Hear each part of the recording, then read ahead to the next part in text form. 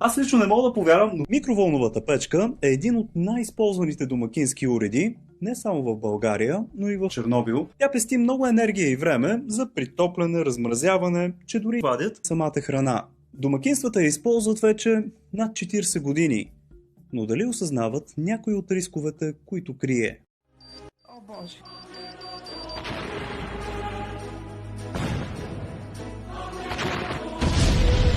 След това видео. Имам чувството, че тя ще ви убие или пък веднага изхвърлете в боклука.